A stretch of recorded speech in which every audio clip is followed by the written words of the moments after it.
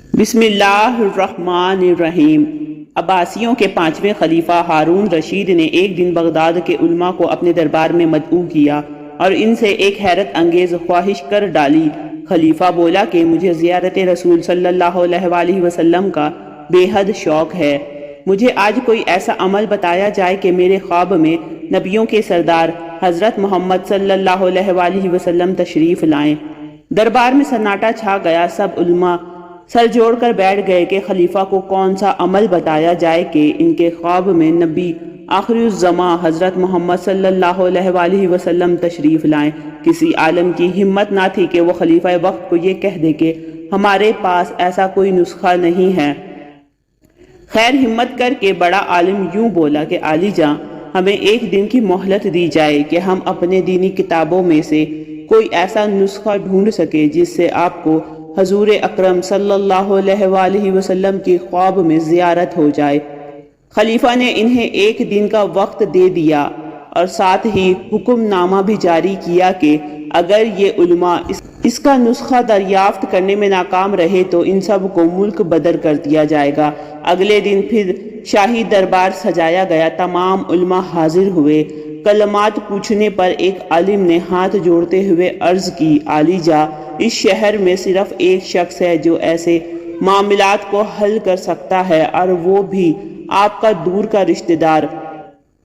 خلیفہ ہارون رشید کہنے لگا کہ کہیں تم بہلول دیوانے کی بات تو نہیں کر رہے ہو؟ جی حضور والا، ایک وہی ہے جو ہر طرح کی گتھیاں سلجھا دیتا ہے، کیونکہ آپ کے سوال کا جواب ہمیں کسی کتاب میں نہیں ملا۔ ٹھیک ہے، بہلول دیوانے کو حاضر کیا جائے، لیکن یاد رکھنا کہ اگر اس نے بھی اس سوال کا جواب نہ دیا تو تم سب کو اس ملک سے نکال دیا جائے گا۔ حضرت وہب بن عمرو رحمۃ اللہ علیہ ایک نہایت اعلیٰ درجے کے بزرگ تھے جن کو درویش شفت اور فلسفی ہونے کی وجہ سے بہلول دانا کے نام سے پکارا جانے لگا۔ ان کا کوئی خاص ٹھکانہ نہ تھا۔ وہ اکثر ننگے پاؤں رہتے اور جہاں جاتے وہیں پر رات بسر کر لیتے۔ آپ حضرت امام جعفر صادق رحمۃ اللہ علیہ کے خاص شاگردوں میں سے تھے۔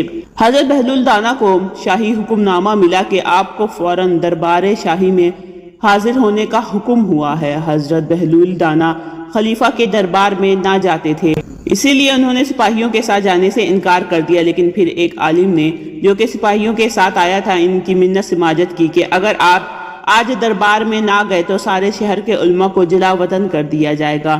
آپ محل کی طرف چل پڑے۔ جب آپ دربار پہنچے تو آپ کو بتایا گیا کہ خلیفہ کو ایک ایسا نسخہ چاہیے کہ جس کے بعد اسے پیارے پیغمبر حضرت محمد صلی اللہ علیہ وآلہ وسلم کی خواب میں زیارت ہو جائے۔ آپ نے خلیفہ کی طرف ٹکٹکی باندھ کر دیکھا اور فرمانے لگے، بے شک میں خلیفہ صاحب کو زیارت کا نسخہ کیمیا سمجھا دوں گا، لیکن اس کے لیے 2 دن کا وقت درکار ہوگا۔ شرط یہ ہے کہ عالی جاں، آپ کو ویسا ہی کرنا ہوگا جیسا میں کہوں گا۔ خلیفہ چونکہ چاہتا تھا کہ سب علماء کا بہلول پر جو بھرم ہے وہ ٹوٹ جائے، اور اگر بہلول سچا ہے تو مجھے سچ میں 2 دن بعد نسخہ مل جائے گا۔ اس لیے اس نے حضرت بہلول دانا کی شرط مان لی کہ جیسا وہ کہیں گے خلیفہ 2 دن تک بس وہی کریں گے۔ حضرت بہلول خلیفہ ہارون سے فرمانے لگے، کل رات کا کھانا آپ نے میری طرف کھانا ہے، میری طرف سے دعوت ہے، اور کرنا یہ ہے کہ ابھی سے لے کر کل رات تک آپ نے پانی نہیں پینا۔ خلیفہ نے وعدہ کر لیا کہ ٹھیک ہے، ایسا ہی ہوگا۔ چنانچہ خلیفہ صاحب ساری رات بھی پیاسے رہے۔ اگلے شام بہلول کی جھوپڑی پر پہنچ گئے۔ خلیفہ کو بہت پیاس لگی تھی اور سوچ رہے تھے کہ ان کی تواضع کسی نہ کسی مشروب سے کی جائے گی، لیکن حضرت بہلول نے مختلف پکوان ان کے سامنے پیش کیے اور کہا کہ یہ کھائیں اور واپس چلے جائیں۔ چنانچہ پیاس کی وجہ سے خلیفہ صاحب زیادہ نہ کھا سکے اور وہ واپس محل میں چلے گئے۔ حضرت بہلول نے خلیفہ سے کہا کہ آج رات بھی آپ نے پانی نہیں پینا، بس آپ آرام سے آج رات سو جائیں، اور کل گھر کے بعد آپ کو جامع مسجد میں نسخہ بتاؤں گا اور اس کے بعد آپ پانی بھی پی سکیں گے۔ خلیفہ صاحب نے بڑی مشکل سے رات گزاری اور صبح سارا دربار علماء مسجد میں جمع تھے کہ بہلول آج وہ نسخہ بتانے والا ہے کہ جس سے بادشاہ نبی پاک صلی اللہ علیہ وآلہ وسلم کو خواب میں دیکھ سکے گا۔